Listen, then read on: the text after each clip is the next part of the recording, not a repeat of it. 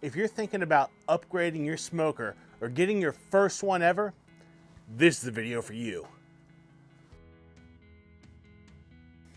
Hey guys, I am Steve the Cookout Coach, and we're here to help you take your barbecue to the next level no matter what you need. Today what we're going to be talking about is roughly a 6-month review of the Char-Griller Gravity 980 smoker, my impressions, and more importantly, what it actually did for me this year. So if you've been around the channel for long, you know that I love cooking barbecue. I love cooking on different grills. I am a prolific cooker switcher. Basically, I want to try everything there is out there because I really don't want to miss out on a new style of cooking. You know, what kind of smoke does that impart? What kind of other flavors can I impart? That means Kamados, kettles, offset smokers, gravity smokers. When I started cooking barbecue, a lot of it was with the goal to get out there on the KCBS competition trail. I love to compete, and when I do, I want to be the best. At least the best that I can be. For me, that manifests itself usually in a hunt for knowledge. So at the end of 2020, when Char-Griller announced they were going to be producing a gravity smoker that doesn't necessarily look like any other gravity smoker, I made a gamble and said, when that comes out, I'm going to figure that cooker out, and I'm going to take it out to compete with it. Was it the smartest decision from a competitor's aspect to switch cookers in the middle of the season? No. But through that journey, we learned what this cooker could do, what made it special and unique. We got to accomplish a few of my goals thanks to this cooker, and now I get to share all that with you. So to begin with, take a look at my cooker. It's kind of dirty. I really need to clean it, but that's because I use this smoker. I use it as a smoker, I use it as a grill. On this channel, you've got to see me do a lot of those things.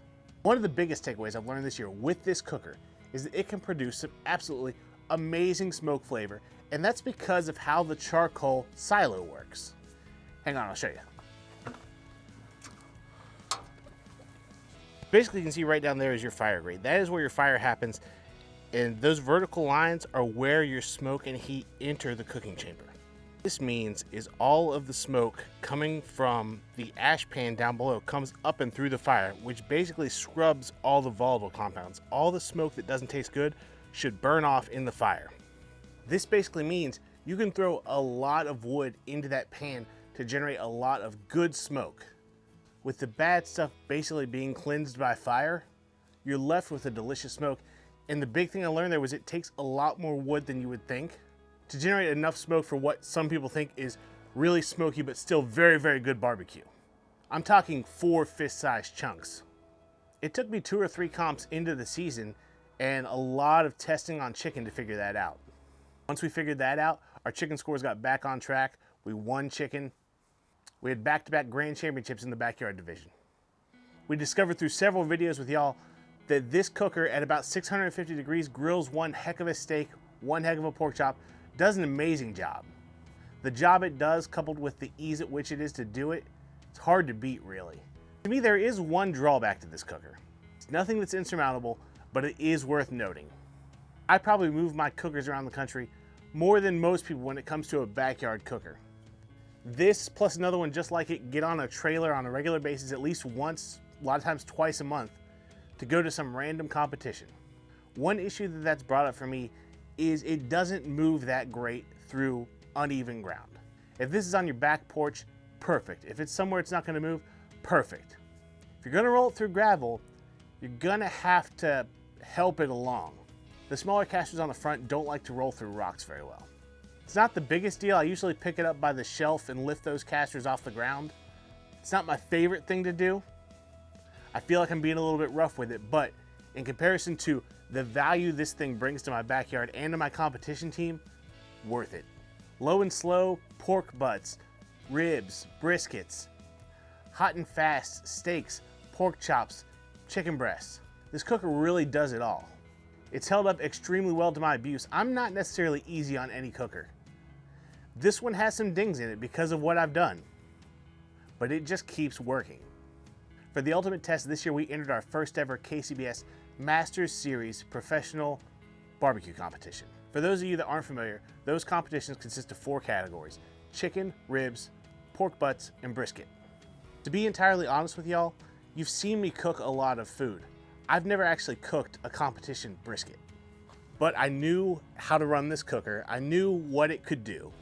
You see, because of the way the heat flows through this, you get a good solid smoke. We've established that. That's one thing that the big competition offsets do well. But also because of the heat diverter, you get the juices dripping down on the heat diverter and they flash back up in steam.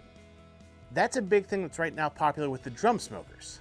I realized this late in the season that this cooker really does a combination of some of the most desirable things in $10,000 cookers or $1,000 cookers. And if I played my cards right, I felt like I could coax some greatness out of this smoker.